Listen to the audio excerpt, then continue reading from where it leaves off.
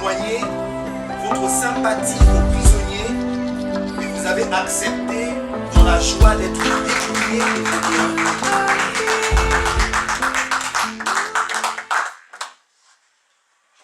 Amen, nous sommes dans la joie de vous retrouver à nouveau.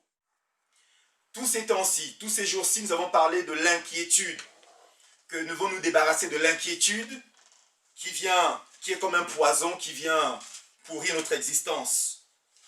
Et j'aimerais commencer mon propos par la lecture du livre des Hébreux.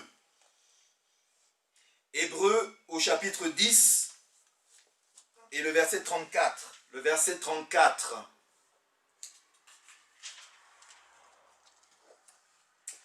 Alors, j'ai pas mal de versions sous mes yeux, donc on va lire. Hébreux chapitre 10, verset 34. Oui, vous avez témoigné votre sympathie aux prisonniers et vous avez accepté dans la joie d'être dépouillés de vos biens, car vous saviez que vous posséderez ailleurs des richesses plus précieuses et qui durent toujours. Dans une autre version, en effet, vous avez pris part à la souffrance des prisonniers et vous avez accepté avec joie la spoliation de vos biens, vous sachant en possession d'une fortune meilleure et durable. Waouh! Frères et sœurs, une fortune meilleure et durable nous attend dans les cieux. Nous pouvons être spoliés de nos biens sur la terre. On peut nous ravir les biens sur la terre. Peut-être que pendant toute ta vie, tu as travaillé, tu as mis des choses à côté et que ça t'a été ravi. Mais la Bible nous donne une espérance dans ce texte en disant que nous avons des richesses meilleures et qui durent éternellement, qui nous attendent dans les cieux. Alléluia. Quel sujet de joie, quel sujet d'allégresse, frères et sœurs. Nous ne sommes que des pèlerins sur cette terre. Nous ne sommes que des passagers sur cette terre. Et ayons toujours à l'esprit que la Bible nous dit que si nous marchons et si nous persévérons dans la parole de Dieu, une couronne de justice nous attend au ciel. Quelle grande bénédiction, quel sujet de joie, quelle espérance de savoir qu'après avoir été spolié de mes biens, après avoir été maltraité sur la terre, après avoir été injurié sur la terre, après avoir été accusé injustement sur la terre, après avoir été fait prisonnier sur la terre, après peut-être avoir vécu comme quelqu'un qui n'avait rien sur la terre, après avoir été moqué sur la terre, après avoir été rejeté même par sa famille sur la terre, une couronne de justice attend celui qui persévérera jusqu'à la fin en obéissant à la voix du Seigneur. Quelle espérance, quelle joie, frères et sœurs, que devant le trône de la grâce, le Père éternel prenne une couronne et te dise, ma fille, mon fils, tu as combattu le bon combat de la foi, tu as persévéré jusqu'à la fin, tu as regardé aux choses d'en haut, et voici maintenant je dépose sur ta tête une couronne de gloire. Alléluia. Il n'y a rien de plus excellent, frères et sœurs. N'oublions pas que même si sur la terre, les choses sont compliquées, dans les cieux, nous avons une espérance qu'en persévérant avec le Seigneur, une gloire éternelle nous attend, une couronne incorruptible nous attend, parce qu'on a combattu suivant les règles, on a marché selon les règles, et on a été béni par le Seigneur. Nous sommes que des pèlerins sur la terre. Notre temps sur la terre, nos années et nos jours ont été limités par le Seigneur. Et notre espérance est basée sur le fait qu'en Christ, nous avons de l'espérance et des choses glorieuses et des richesses meilleures qui nous attendent. Nous sommes que des pèlerins sur la terre. Contrairement au monde, le monde est humaniste, le monde est égocentrique, le monde est tourné sur lui-même, le monde est tourné vers les choses d'en bas, le monde cherche à tout prix à satisfaire leurs besoins personnels dans l'égoïsme, dans l'individualisme, dans l'égocentrisme. Et c'est pourquoi le monde ira à sa perte. Et les choses de ce monde sont éphémères, elles passeront. La Bible déclare que le ciel et la terre passeront, mais mes paroles demeureront éternellement. Amen. Donc, ayant de l'espoir. C'est pourquoi cet après-midi, j'aimerais parler des choses d'en haut. Nous avons vu le livre d'Éphésiens au chapitre 1 et le verset 3. Éphésiens chapitre 1 et le verset 3. La Bible nous dit, Éphésiens chapitre 1 au verset 3. On va lire à partir du verset 1 puisque c'est une salutation de l'apôtre Paul à l'église d'Éphèse. Il commence donc son propos en disant: Paul, choisi par Dieu pour être apôtre, c'est-à-dire ambassadeur de Jésus-Christ, salue tous les chrétiens qui sont à Éphèse et en tout lieu où cette lettre sera lue, tous ceux qui croient en Jésus-Christ et lui sont fidèles. Que Dieu, notre Père et le Seigneur Jésus-Christ vous donnent la grâce et la paix. Et là, ils ont certainement dit Amen. Amen. Loué soit Dieu, le Père de notre Seigneur Jésus-Christ, qui nous a comblés par l'Esprit de toute la plénitude des dons célestes. Il a déversé d'en haut sur nous qui vivons dans la communion avec le Christ toutes les bénédictions que le royaume des cieux contient. Waouh! Et dans d'autres versions, dans la vôtre, il dit: louons Dieu, le Père de notre Seigneur Jésus-Christ. Il nous a bénis dans notre union avec lui en nous accordant toute bénédiction spirituelle dans le monde céleste. Amen. Amen. Donc, toutes les bénédictions du royaume sont à notre disposition par l'Esprit. C'est dans notre union avec le Christ que nous avons accès à toutes sortes de bénédictions. Qui sont où? En haut, dans les lieux célestes. Dans d'autres versions, ils disent dans le monde céleste. Et donc, c'est en haut que se trouvent toutes sortes de bénédictions spirituelles en Christ. En fait, tout ce dont nous avons besoin, les choses meilleures sont en Christ ou dans les lieux célestes. Dieu m'a déjà béni. Dieu t'a déjà béni de tout ce dont tu as besoin avant la fondation du monde. La rédemption de l'humanité est complète. Elle a été pensée, elle a été réfléchie, elle a été calculée par Dieu notre Père, dans les moindres détails. Sinon, ce serait une offense à Dieu qui a préparé pour chacun d'entre nous un projet de paix et de bonheur, et de penser que ce plan n'est pas bon, que ce plan a des failles. Non, le plan que Dieu a pour ta vie n'a pas de failles. Le plan que Dieu a pour ta vie est un projet de paix, est un projet de bonheur, c'est un avenir avec de l'espérance. Donc, avant même que tu ne sois conçu dans le ventre de ta mère, Dieu t'avait déjà connu, Dieu t'avait déjà parlé, Dieu t'avait déjà béni de tout ce dont tu as besoin afin d'accomplir ta mission terrestre. Éphésiens 2 au verset 10 nous dit que, nous sommes à Éphésiens, on peut tourner la page, le chapitre 2 au verset 10. Éphésiens chapitre 2, le verset 10.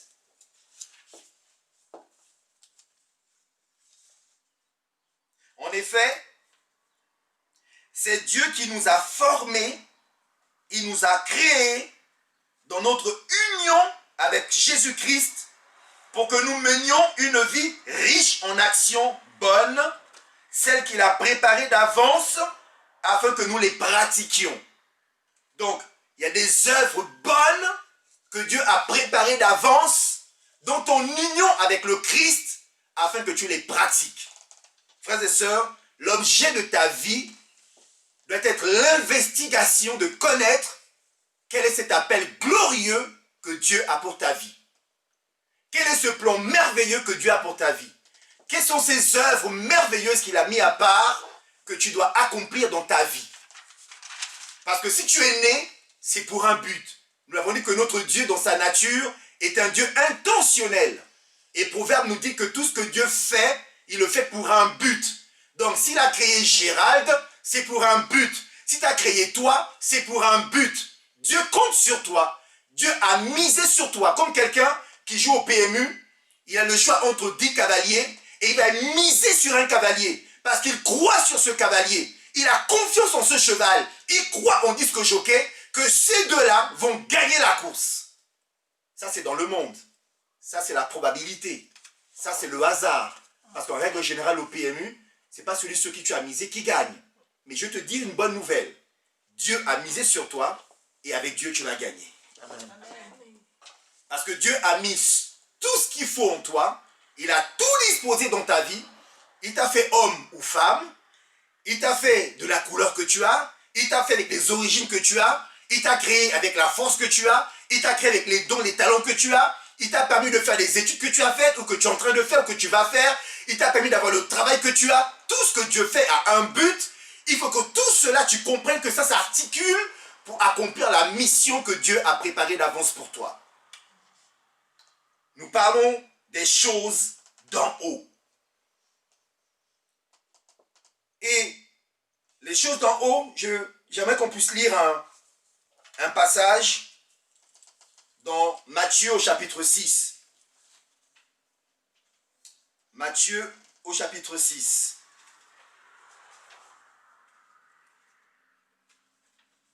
Matthieu chapitre 6, Jésus montre à ses apôtres, à ses disciples, comment est-ce qu'il faut prier. Nous sommes à partir du verset 9. Matthieu chapitre 6, à partir du verset 9. Voici donc, priez ainsi. Notre Père, qui es aux cieux, que ton nom soit sanctifié, que ton règne vienne, que ta volonté soit faite sur la terre comme au ciel. Voilà ce qui nous intéresse. Notre Père qui est aux cieux, fais connaître à tous qui tu es. Fais venir ton règne. Fais se réaliser ta volonté. Où? Sur la terre, à l'image du ciel. Waouh, waouh, waouh, waouh, waouh, waouh. Les choses d'en haut. Jésus-Christ est venu sur la terre afin de manifester les choses d'en haut. Alléluia. Jésus a dit à ses apôtres, le royaume de Dieu est au milieu de vous. Et rappelez-vous, quand Gabriel se présente à Marie, il dit à Marie, tu mettras au monde un fils et on l'appellera au milieu de nous. Quelqu'un n'a pas compris. Je reprends. Quand Gabriel se présente à Marie, il dit à Marie, il te naîtra un fils et tu l'appelleras au milieu de nous. En d'autres termes, ce fils manifestera les choses d'en haut, au milieu de nous. C'est pourquoi son nom est Emmanuel. Emmanuel est venu sur la terre afin de manifester au monde les choses d'en haut. Emmanuel, c'est Jésus-Christ. Et comment a-t-il manifesté les choses d'en haut? Il a manifesté le royaume. De quelle manière? Il a prêché l'évangile du royaume. Et cela s'est produit, cela a amené à l'existence des guérisons, des miracles, la prospérité, la victoire sur Satan, la victoire sur les démons, la victoire sur la mort. Il a manifesté l'amour de Dieu. Il a montré aux gens le cœur du Père, l'amour du Père. Et il nous a enseigné à aimer notre prochain comme nous-mêmes. Emmanuel, au milieu de nous, il est venu manifester les choses d'en haut. Jésus-Christ n'avait qu'une seule ambition, il n'avait qu'une seule mission, c'est de faire la volonté de son Père.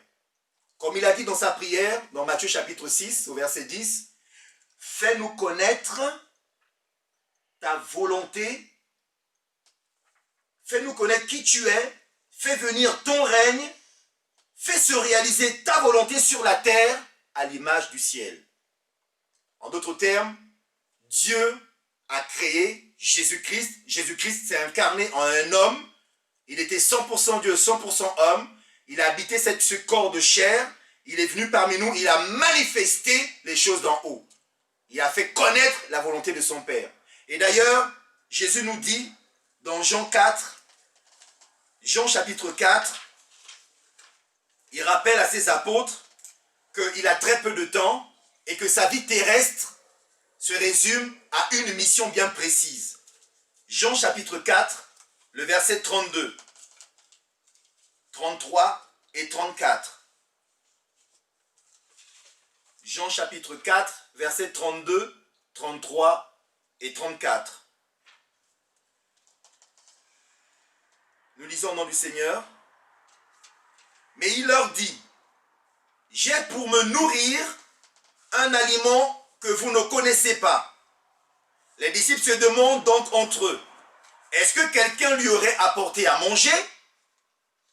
Ce qui me nourrit, leur explique Jésus, c'est d'accomplir la volonté de celui qui m'a envoyé et de mener à bien l'œuvre qu'il m'a confiée. Waouh! Dans une autre version ici, il dit, verset 32, 33 et 34, j'ai à manger une nourriture que vous ne connaissez pas. Ma nourriture, c'est d'obéir à la volonté de celui qui m'a envoyé et d'achever le travail qu'il m'a confié. Frères et sœurs, en recherchant les choses d'en haut, si tu pouvais, si je pouvais, si nous pouvions être animés de la même détermination qu'avait Jésus, le monde ne serait plus pareil. Et ta propre vie ne serait plus pareille. Jésus nous dit ici que sa nourriture, c'est d'obéir à la volonté de celui qui l'a envoyé et d'achever le travail qu'il lui a confié. Frères et sœurs, Dieu t'a confié un travail. Il t'a confié le travail d'ambassadeur, de ministre de la réconciliation, de manifester les choses d'en haut sur la terre. Afin que quand les hommes te verront, ils ne te verront pas toi en tant que chair, mais ils verront Christ en toi. Nous avons une nourriture qui n'est pas d'ici-bas. Recherchez les choses d'en haut. Voilà la nourriture, voilà les choses d'en haut. Voilà la nourriture de Christ. Ce n'était pas le manger, le boire. C'était les choses d'en haut. Manifester la volonté de son Père. Est-ce que Jésus, pendant qu'il faisait cette mission sur la terre, est-ce que Jésus s'inquiétait? Je vous pose la question. Est-ce qu'il s'inquiétait de satisfaire ses besoins primaires? Ses besoins terrestres? Il avait des besoins, Jésus, en tant qu'homme. Fallait qu'il mange, fallait qu'il boive, fallait qu'il dorme, fallait qu'il se déplace. Il avait des besoins comme toi et moi. Il avait des besoins relationnels. Il avait une mère. Il avait des frères et des sœurs. Il avait des apôtres qui le suivaient. Il avait besoin de satisfaire pas mal de besoins. Mais est-ce que Jésus s'inquiétait de toutes ces choses? La réponse est sans aucun doute non. Tout était pourvu par son Père. Jésus savait qu'il était venu sur la terre pour accomplir une mission. Il savait que son Père l'avait équipé et que son Père avait tout préparé d'avance. Donc, il ne s'inquiétait de rien. Pourquoi, ma soeur, mon frère, t'inquiètes-tu encore? Jésus mangeait, Jésus buvait. On lui a reproché de manger et de boire. Contrairement à Jean-Baptiste qui était un ascète, qui mangeait les criquets, le miel. Mais il mangeait, il buvait, il se déplaçait, il était logé. Et dans la caisse de Jésus, gardée par Judas, Judas était le premier trésorier de l'ère chrétienne. Waouh! Judas était le premier trésorier de la chrétienté. Et le premier trésorier de la chrétienté était un voleur. Et Jésus ne l'a pas chassé. Jésus le savait. Et dans leur bourse, à un moment donné, face à une foule de 5000 hommes, Philippe va dire à Jésus, mais nous n'avons que 200 deniers. Et qu'est-ce que 200 deniers pour nourrir une foule aussi immense? Et Philippe nous dit ici que dans leur caisse, aux apôtres, il y avait 200 deniers, qui est aujourd'hui l'équivalent de 8700 €. en parité de pouvoir d'achat. Ce qui veut dire que Jésus, financièrement, dans la mission, ne manquait de rien. Ça, c'était la caisse que Judas tenait.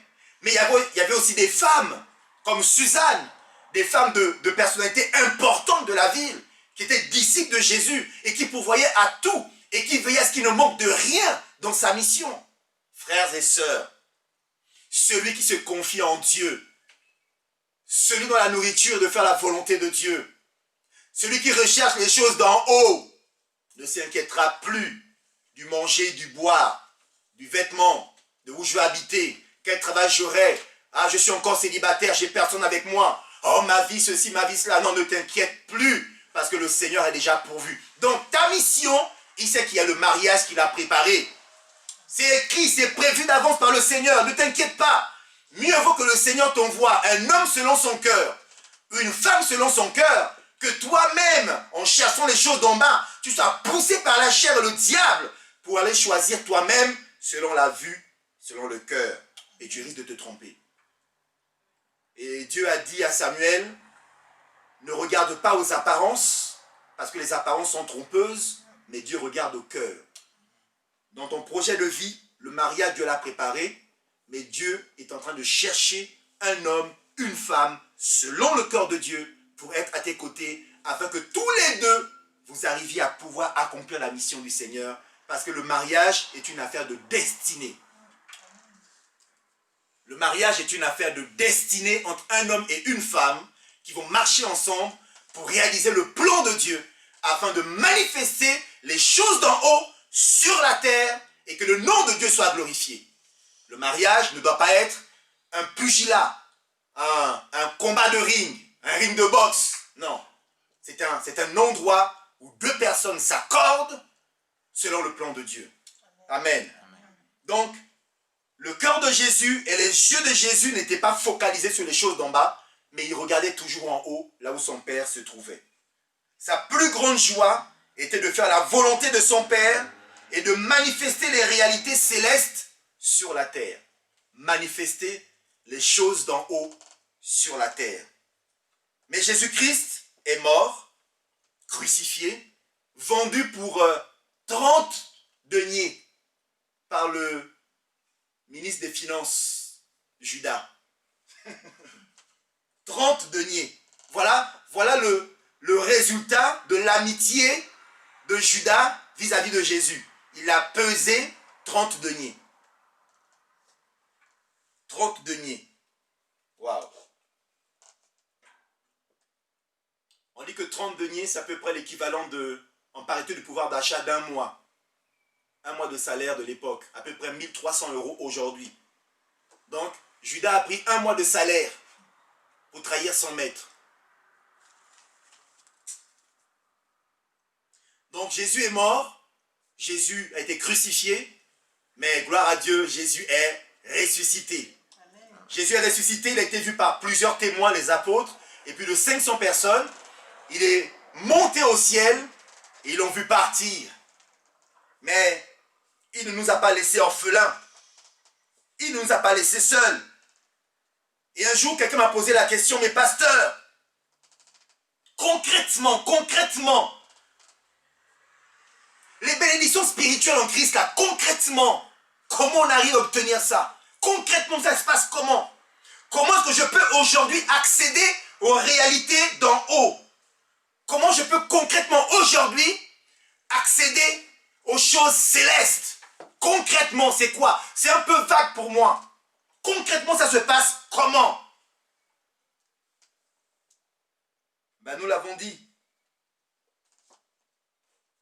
En lisant Colossiens, mais on va commencer par lire Jean, le chapitre 3.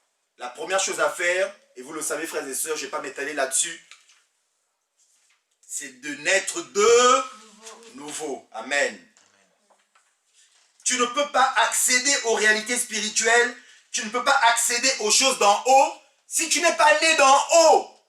Jean chapitre 3, Nicodème, un docteur de la loi, vient voir Jésus dans la nuit en cachette.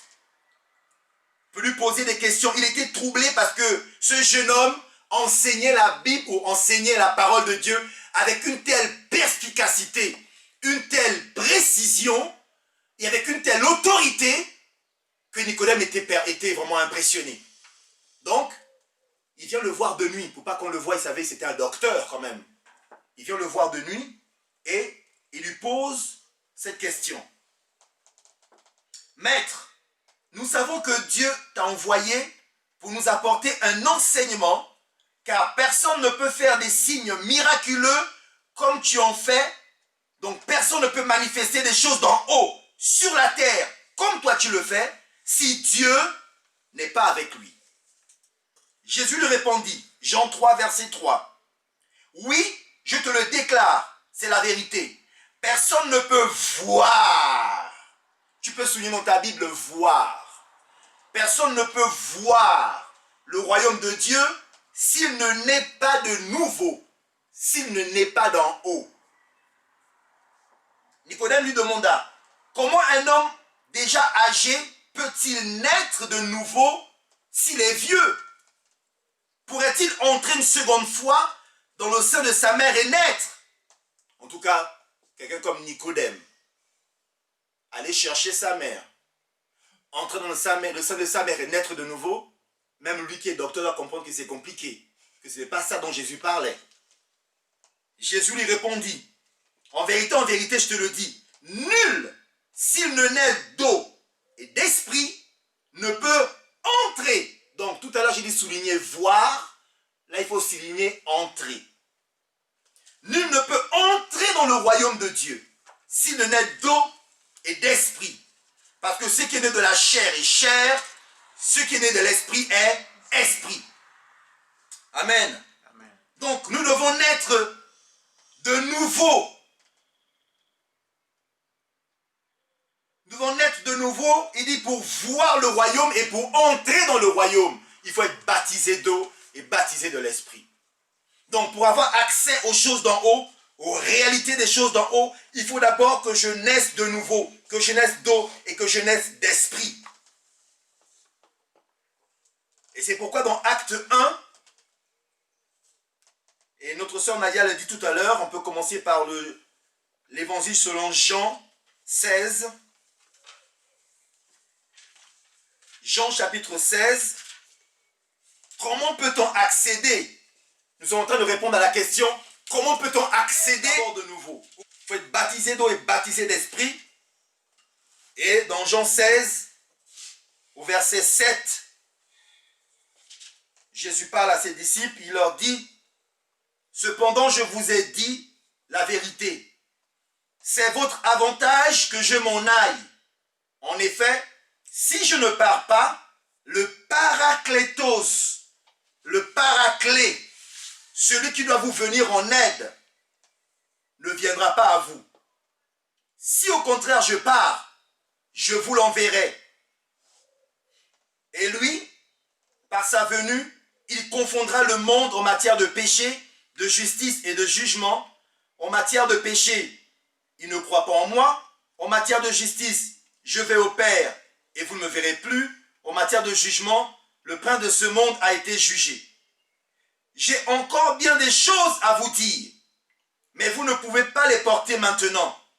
Lorsque viendra l'Esprit de vérité, il vous fera accéder à la vérité tout entière, car il ne parlera pas de son propre chef, mais il dira ce qu'il entendra et il vous communiquera tout ce qui doit venir. Il me glorifiera, car il recevra de ce qui est à moi et il vous le communiquera. Amen. Donc pour accéder aux réalités d'en haut, c'est le Saint-Esprit. Sans le Saint-Esprit, tu ne peux avoir accès aux réalités d'en haut. Et nous avons dit dimanche dernier, dans Colossiens au chapitre 3,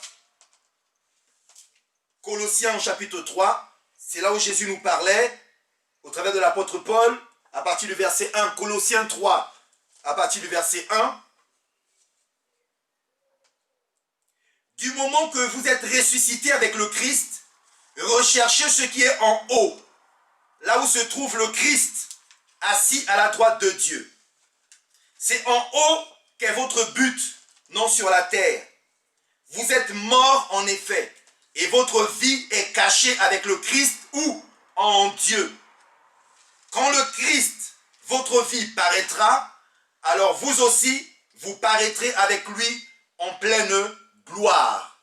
Amen. Ici, on nous place le contexte que nous qui avons été ressuscités avec le Christ, on doit rechercher les choses d'en haut. Mais j'ai bien aimé dans ce passage parce que l'apôtre Paul est c'était un enseignant très équilibré. Dans les premiers versets, il dit de rechercher les choses d'en haut où Christ se trouve. Et à la suite, il nous dit ce qu'il faut faire pour vraiment y accéder. Il dit pour y arriver, il dit faites donc, c'est bien ça, au verset 5, faites donc mourir en vous tout ce qui est terrestre et tout ce qui est charnel.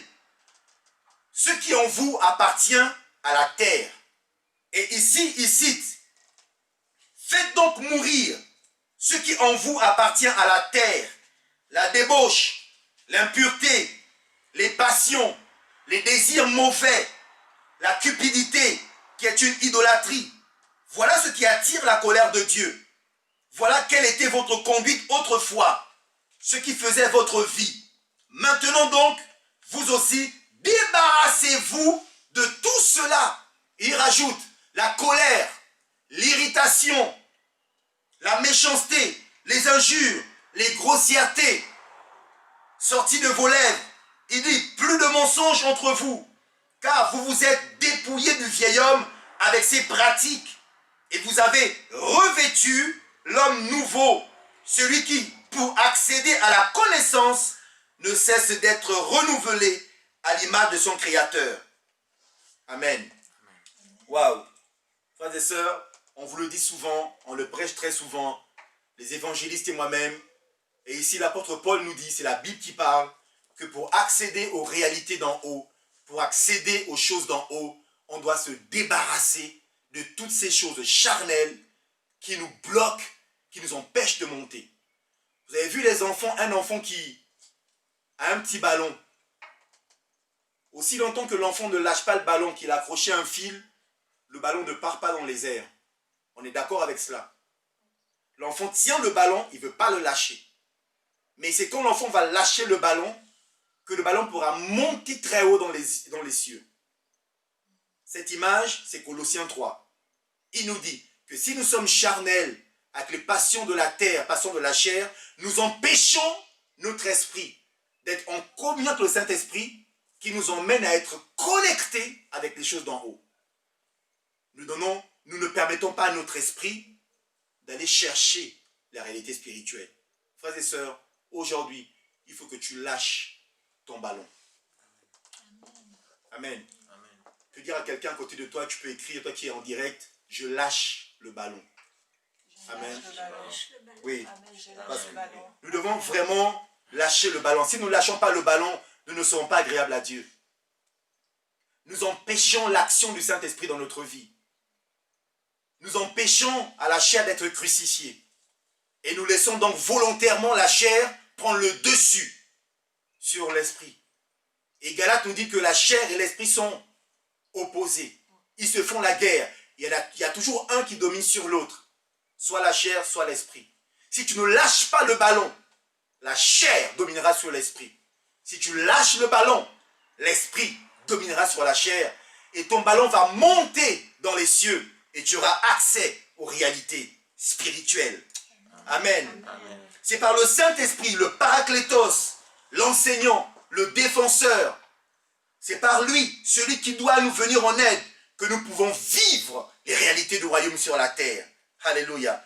Que nous pouvons à notre tour, comme Jésus, manifester les réalités spirituelles et hériter de toutes sortes de bénédictions spirituelles qui sont dans les lieux célestes. C'est en Christ. C'est par le Saint-Esprit, frères et sœurs, que tu imposeras les mains aux malades et les malades seront guéris. Amen. Que tu diras un mot et la tempête va se calmer. Que tu diras aux démons, je vous chasse et les démons partiront. Amen. Que tu pourras marcher sur les eaux sans pouvoir t'enfoncer. Que tu pourras multiplier les pains comme l'a fait Jésus. Amen. Que tu pourras aussi vraiment être épanoui et vivre dans la prospérité comme l'a été Jésus. Pendant que tu sers le Seigneur, Le Seigneur sera à ton service. Il enverra les anges pour te servir. Il enverra des hommes pour te servir. Il créera des circonstances pour te servir. Amen. Tu ne manqueras de rien. Alléluia. Amen. Lorsque Satan a tenté Jésus, il a dit, prends ce caillou, transforme-le en pain et mange-le. Jette-toi de la montagne, les anges vont te rattraper. Vois toutes ces richesses qu'il y a sur la terre. Elles sont à moi. Et si tu te prosternes, même un seul genou, je te les donne. La Bible dit que Jésus a résisté. Alléluia. Amen. La Bible dit, soumettez-vous donc à Dieu, mais résistez au diable, et le diable fuira l'un de vous. Et Jésus a résisté. Il a pris la parole de Dieu, la parole réma, la parole révélée, et il a dit, tu ne serviras que l'Éternel ton Dieu, et à lui seul tu rendras un culte.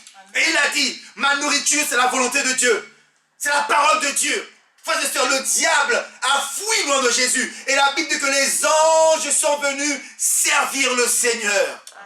C'est lorsque tu vas résister à Satan, quand tu vas lâcher le ballon, que Dieu enverra les anges pour te servir. Tout ce dont tu as besoin sera ton partage. La Bible dit que si tu obéis bien à la voix de l'Éternel ton Dieu, voici les bénédictions qui vont te poursuivre et qui vont t'atteindre.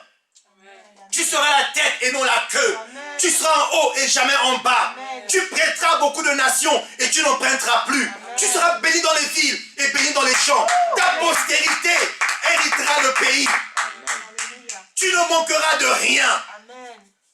Ils te feront la guerre, mais ils ne te vaincront pas. Amen. Ils viendront par un chemin. Ils fuiront par 7 chemins parce que Dieu est avec toi. Amen. Tel est l'héritage des enfants de Dieu. Tel est l'héritage de celui qui s'accroche à la parole de Dieu, qui recherche les choses d'en haut et non les choses d'en bas. Amen. Dans le psaume 8, David dit, Éternel notre Seigneur, que ton nom est magnifique sur toute la terre. L'homme, tu l'as couronné de gloire, de magnificence. Mais qui est l'homme que tu te souviennes de lui? Mais qui est le fils de l'homme que tu prennes garde à lui? Tu as tout mis sous ses pieds. Waouh! Frères et sœurs, Satan sait que pour celui qui est en Christ, né de nouveau, il a tout sous ses pieds. Amen. Mais si tu ne le sais pas, Satan te dira, viens et je ferai que tout soit sous tes pieds. Et je te contrôlerai en même temps. Mais celui qui est en Christ, la Bible dit que tu as tout sous tes pieds. Même le diable est sous tes pieds. Amen. Satan est sous tes pieds. Amen. Tu as l'autorité sur le diable. Tu as l'autorité sur Satan. Il ne peut rien te faire. Amen. Il va s'agiter. Il va gesticuler. Amen. Il va mettre un masque pour t'effrayer. Mais tu n'auras pas peur. Amen. Tu diras, Satan, la récréation est terminée. Avant que j'ouvre la bouche pour t'ordonner, pars déjà parce que je peux invoquer le feu sur toi. Hein. Satan sait. Les enfants qui connaissent leur identité, ils ne s'amusent pas avec eux. Ma prière, c'est que Satan ne s'amuse plus avec toi. Amen. Parce que comme tu es à la recherche des choses d'en haut, que Satan ne s'amuse plus avec toi. Marcher la tête haute, ils disent, ouh, voilà une fille de Dieu. Voilà un fils de Dieu. Il va essayer, mais il verra le feu. Il va se tenir à distance. Le diable dit que le lion, le diable, rôde comme un lion rugissant, cherchant qui dévorer. Il rôde. Mais ceux qui ne connaissent pas leur identité, ceux qui ne veulent pas lâcher le ballon, ils ne rôdent plus. Un lion mort. Et là, il te mord. Comment? Avec les œuvres de la chair. Te voilà en train de faire les œuvres de la chair, les choses que tu avais abandonnées à cause de Jésus, tu te retrouves en train de les faire. C'est qu'une porte a été ouverte et tu n'as pas lâché le ballon. Donc, Emmanuel est venu manifester les choses d'en haut au milieu de nous. Emmanuel est parti. Emmanuel a envoyé qui? Le Saint-Esprit. Lors de la Pentecôte, Jésus a dit, 10 jours avant, il leur a dit, lors de l'Ascension, acte 1, verset 8, vous êtes des lecteurs de la Bible, vous connaissez par cœur ce verset, il a dit, vous serez mes témoins à Jérusalem, en Judée, en Samarie, jusqu'aux extrémités de la terre. Je vous enverrai le Saint-Esprit. Et c'est lui qui vous baptisera de feu et fera de vous mes témoins. Et le jour de la Pentecôte, dans la chambre haute, alors qu'ils étaient en train de prier, le Saint-Esprit est descendu. Frères et sœurs, aujourd'hui, le Saint-Esprit est là. Amen. Le Saint-Esprit est là, il est parmi nous, il est descendu. Il est en toi. Il est prêt à t'utiliser afin de manifester les choses d'en haut. Amen. Donc on est passé du royaume de Emmanuel au milieu de nous au royaume de Dieu en nous par le Saint-Esprit. Je répète, à l'époque de Jésus, pendant qu'il était sur terre, c'était le royaume de Emmanuel, Dieu au milieu de nous. C'est Dieu au milieu de nous qui manifestait les choses d'en haut sur la terre. Mais Emmanuel est parti, nous sommes entrés dans le royaume de Dieu en nous par le Saint-Esprit.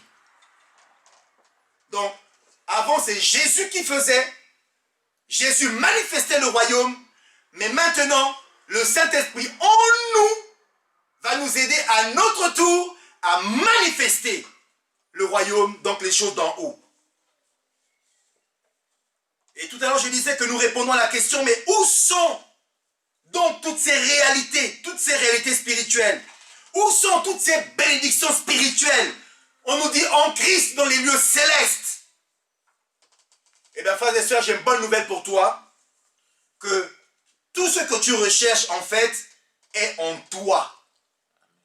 Amen. Je répète, les choses d'en haut sont en toi, par le Saint-Esprit qui a fait sa demeure en toi. Paul nous a dit que on peut lire 1 Corinthiens chapitre 2. 1 Corinthiens chapitre 2. C'est important que nous puissions lire cela.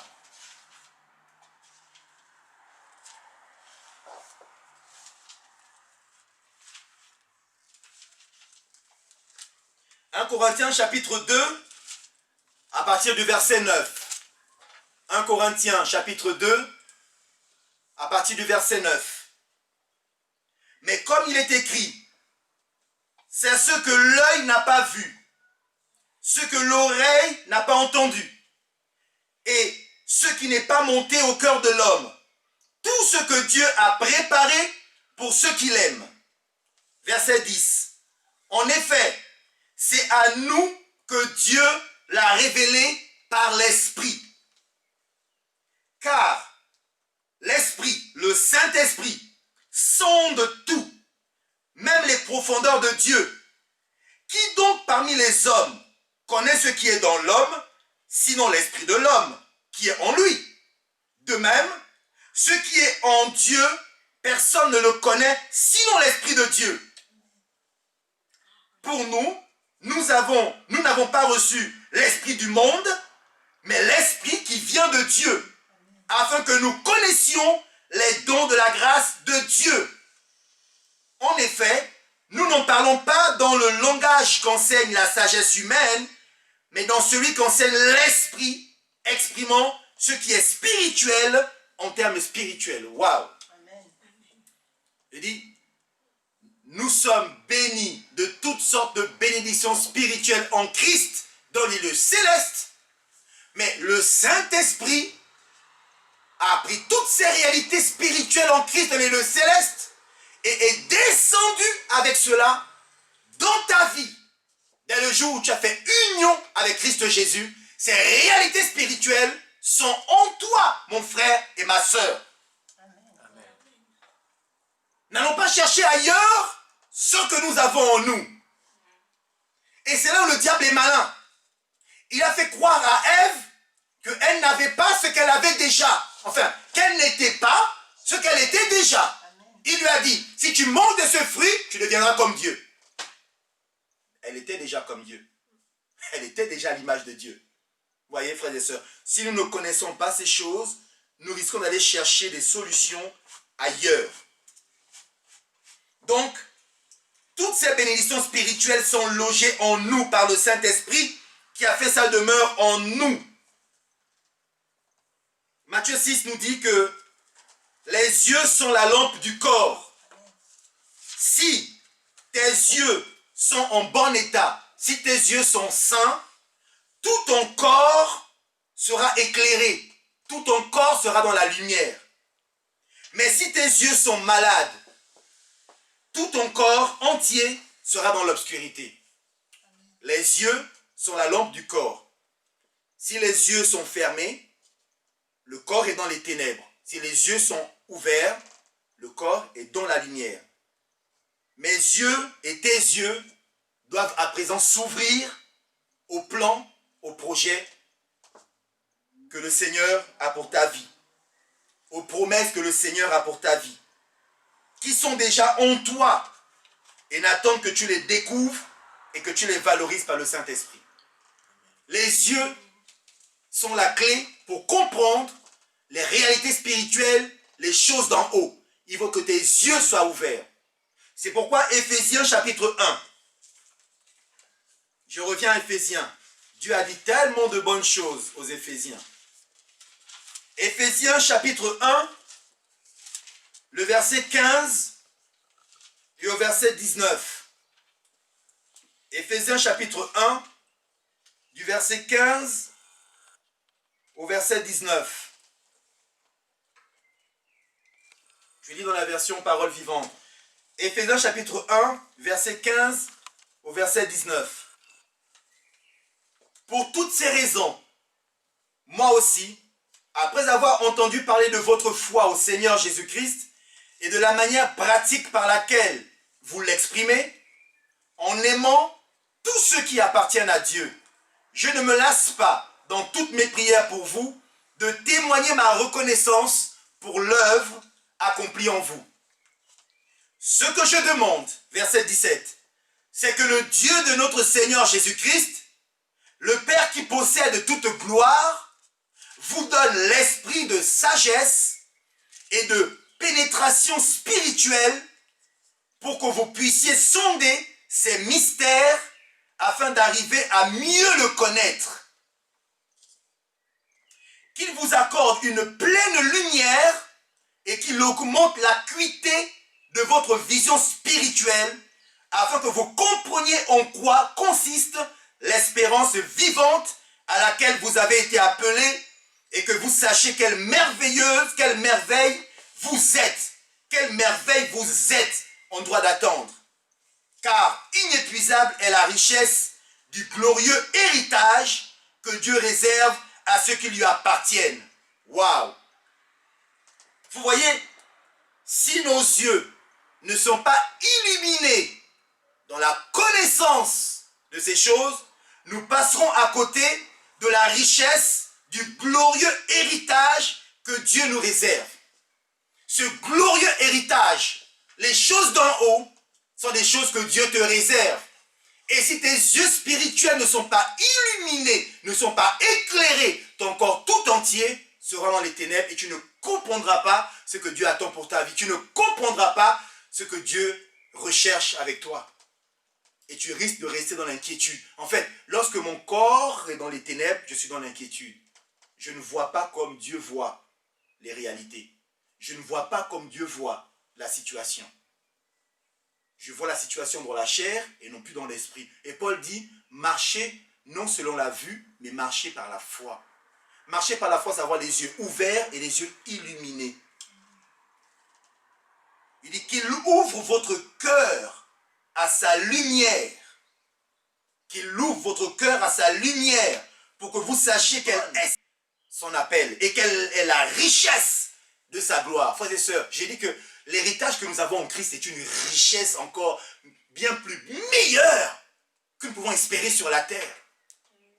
La richesse que Dieu te réserve est meilleure que ce que tu peux rechercher sur la terre. Il y a une couronne éternelle qui t'attend, une couronne de justice qui t'attend, une couronne incorruptible qui t'attend. Les merveilles de l'Éternel sont insondables. Sa richesse est inestimable. Il dit, ne recherche pas les choses de la terre. Tu les as déjà en possession. En fait, lorsque tu réponds à ma mission, lorsque tu réponds à mon appel, ces choses arrivent naturellement et te poursuivent naturellement. Mais recherche les choses d'en haut, là où Christ siège à la droite de Dieu le Père. Alléluia. Alléluia. Amen. Comment puis-je trouver les choses d'en haut? J'ai dit la première chose, c'est la nouvelle naissance. C'est par le Saint-Esprit. Et il y a une autre clé que l'apôtre Jean nous donne au travers de la bouche de Jésus. Dans l'évangile selon Jean au chapitre 15. L'évangile selon Jean au chapitre 15. Une autre clé que Jésus nous donne afin d'avoir accès aux réalités spirituelles, afin d'avoir accès aux choses d'en haut. Nous sommes dans Jean 15 à partir du verset 1. Je te laisse chercher, je te laisse chercher. C'est bon, tu as trouvé. Jean 15 à partir du verset 1.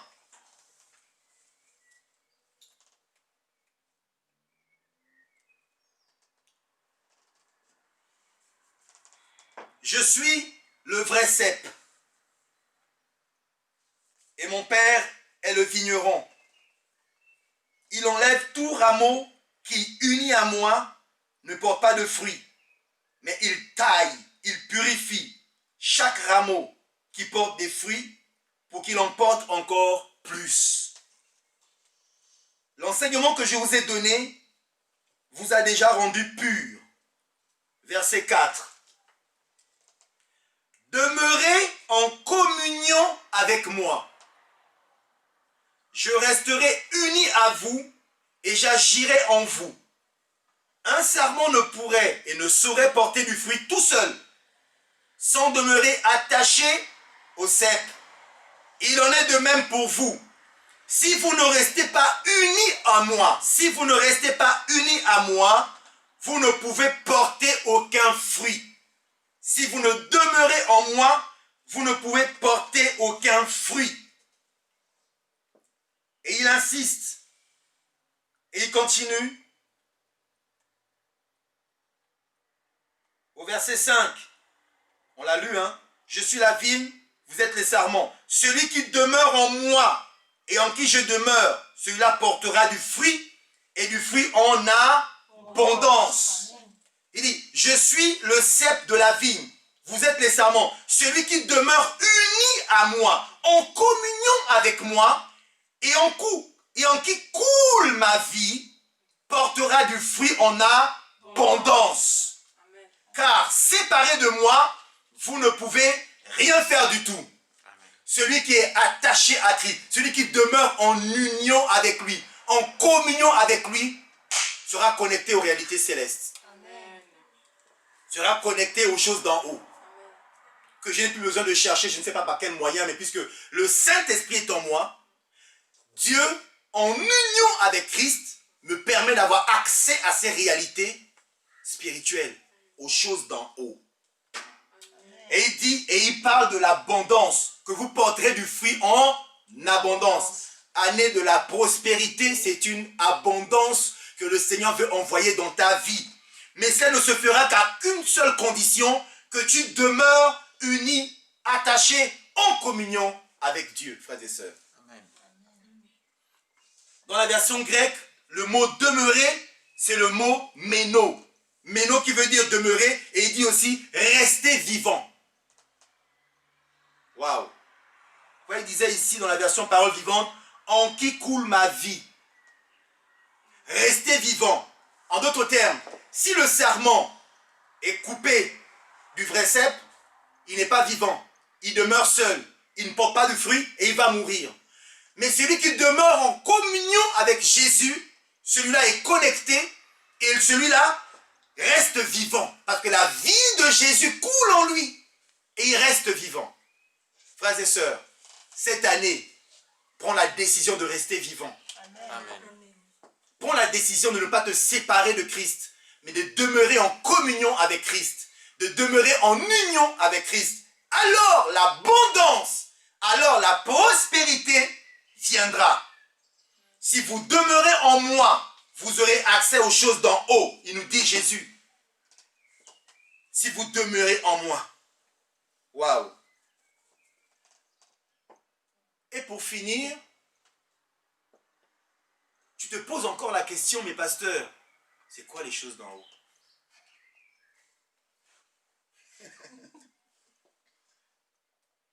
eh ben, les choses d'en haut, les réalités d'en haut, que Jésus-Christ a manifestées sur la terre, que le Saint-Esprit, au travers de l'Église, est en train de manifester sur la terre, et que Dieu veut, au travers de ta vie, manifester sur la terre, ce sont les deux choses que Adam a perdues dans le jardin d'Éden. Amen. Quelles sont ces deux choses? Matthieu, chapitre 6. Matthieu, chapitre 6, au verset 9 et 10. Nous l'avons lu. Quelles sont ces deux choses qu'Adam a perdues dans le jardin et que Christ est revenu sur la terre manifester ces choses d'en haut? Et il nous donne la clé dans Matthieu, chapitre 6, au verset 9 et au verset 10. Je relis. Voici donc comment vous devez prier. Notre Père qui es aux cieux, fais connaître à tous qui tu es. Fais venir ton règne. Fais venir ton règne. Que ton règne vienne. Fais se réaliser ta volonté sur la terre à l'image du ciel. Que ta volonté soit faite sur la terre comme au ciel. Frères et sœurs, Jésus vient nous dire que les choses d'en haut, les réalités spirituelles qui accompagnent sa manifestation par des guérisons, par des miracles, par des signes, par des prodiges, toutes ces choses-là, c'est ce que Adam a perdu. Et ça se résume à la prière de Jésus. Que ton règne vienne, que ta volonté soit faite. Jésus a dit qu'il est venu pour accomplir la volonté de son Père et de manifester le royaume de Dieu. N'est-ce pas? Et donc, Adam a perdu quoi dans le jardin d'Éden? Adam a perdu le royaume. Il a perdu le règne de Dieu. Il a perdu la volonté de Dieu. Adam baignait dans une présence permanente et continue avec Dieu. En d'autres termes, Adam était ce sarment qui était connecté à Dieu directement. Dieu qui était le vrai cep. Adam, la vie de Dieu coulait de Dieu vers Adam, coulait de Dieu vers Ève, de manière permanente et continue, sans interruption. Tous les soirs, le Seigneur venait dans le jardin et discutait avec Adam et parlait avec Adam. Dieu parlait à Adam sans énigme, il lui parlait face à face. Il voyait Dieu, une relation, une présence. Oh mon Dieu! Quelque chose que toi et moi, après laquelle on soupire. Voir Dieu, parler avec Dieu, marcher avec Dieu, manger avec Dieu, communier avec Dieu. Voilà ce que Adam a perdu. La présence de Dieu, une relation parfaite et harmonieuse avec Dieu. Il l'a perdu. Et Jésus vient pour nous dire, eh bien, il faut remettre les compteurs à zéro. Là où le premier Adam a échoué, le second Adam, en la personne de Jésus-Christ, n'a pas échoué. Il a réussi. Il a vaincu le diable. Il a vaincu la mort. Il a vaincu les démons. Oh, alléluia. Amen. Donc quelque chose se passe dans ta vie. Amen. Jésus a vaincu la mort. Il a vaincu les démons. Il a vaincu Satan. Il est venu ramener sur la terre la volonté de Dieu. Sur la terre comme elle est faite au ciel. Ramener sur la terre les réalités spirituelles comme elles sont dans le ciel. Amen. Les choses d'en haut que tu dois rechercher, c'est deux choses. La volonté de Dieu et le royaume de Dieu. Amen. C'est pourquoi Matthieu 6, verset 33 nous dit, ne vous inquiétez de rien, mais cherchez premièrement le royaume de Dieu et sa justice, et tout, il dit bien, et tout, et il répète, et tout le reste vous sera donné par-dessus.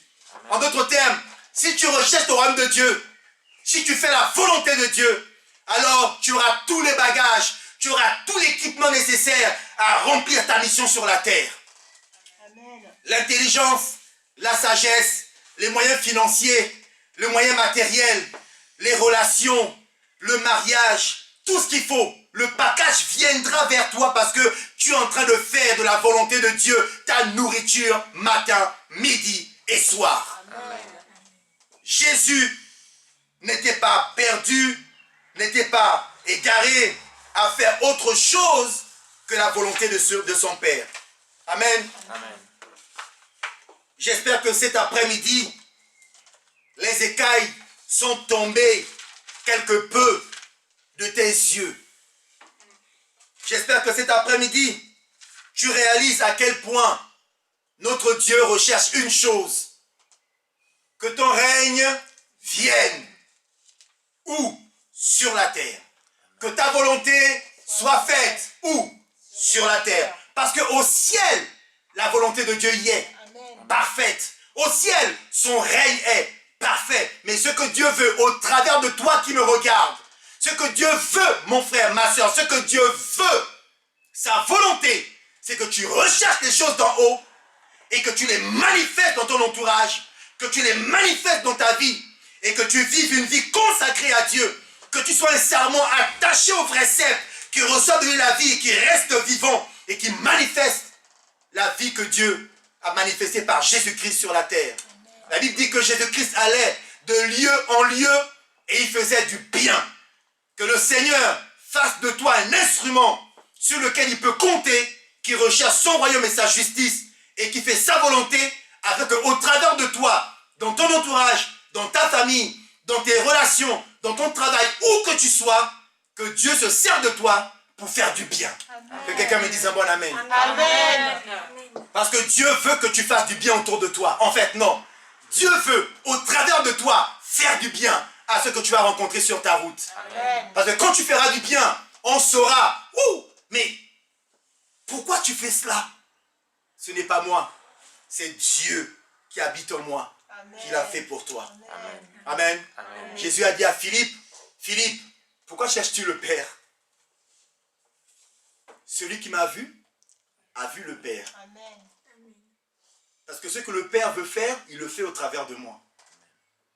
Ce que Dieu veut, c'est que les fils et les filles que nous sommes, nous portions beaucoup de fruits.